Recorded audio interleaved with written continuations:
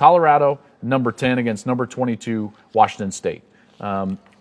Real quick, Colorado has not been playing their best football. Right. There are so many good vibes around the program because of where they're at in the ranking, and deservedly so. They've done a really great job of getting this program back to a point where it is a really good team. Yep. I don't know if they're great yet, but they're really good. Number 8th strength of record in the country. Number 9 game control in the country. I really like Sefo Lufau, their quarterback. Yep. He started more games for Colorado than any other quarterback in history of that program. Their defense is very good under Jim Leavitt, but they gave up 250-plus yards rushing to Arizona.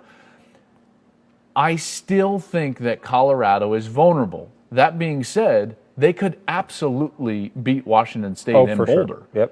Yep. No questions asked. But it's not a team or a program that can just say, hey, we're going to roll the helmets out there at 10th in the country, and our program and our mystique is going to win this game. They're not at that point yet. Yeah, they're not, and that was evident against UCLA a couple weeks ago, and you said that they've been vulnerable the last couple games, and you can go the other way and say, listen, they found a way to win against UCLA, which was great for them. I thought it was a great confidence booster in the worst game they could have played as far as penalties and turnovers, and they just didn't play. They still won by 10. And they still won. Yeah. So that serves well for them, and then they play Arizona and they give up a bunch of yards. I'm not just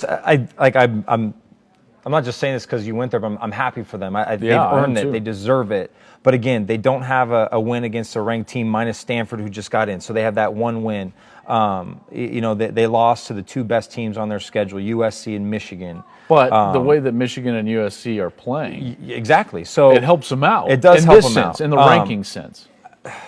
I think the defense is really good, and I think that's the difference in this game. Would you pick them this week? I'm not going to pick the game. Yeah, obviously, I know this is bad. I should have an opinion, but I'm literally right down the fence on this because Washington State is one of those teams too that I could see is like, okay, you're going to get the team that struggled early, and they're on an eight game win streak. They won 8 in a row. But their defense is playing pretty well.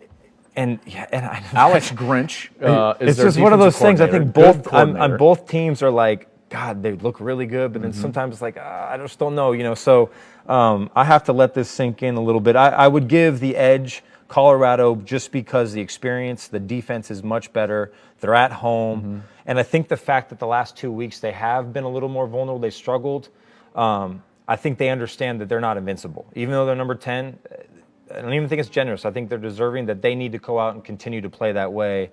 And they're finding ways. So if I had to lean one way, it'd be Colorado. But I think this is going to be a really good game. An injury to River Craycraft, the second, basically the second option wide receiver for Washington State. I think that's going to be big for them. It's going to be tough for them to get over in that sense. I really like Luke Falk. Like I said, they can run the ball. They've had actually 3 games of 200 yards rushing. That's the only 3 in the Leach era at Washington State. They only had 4 200-yard rushing games in Leach's entire career at Texas Tech.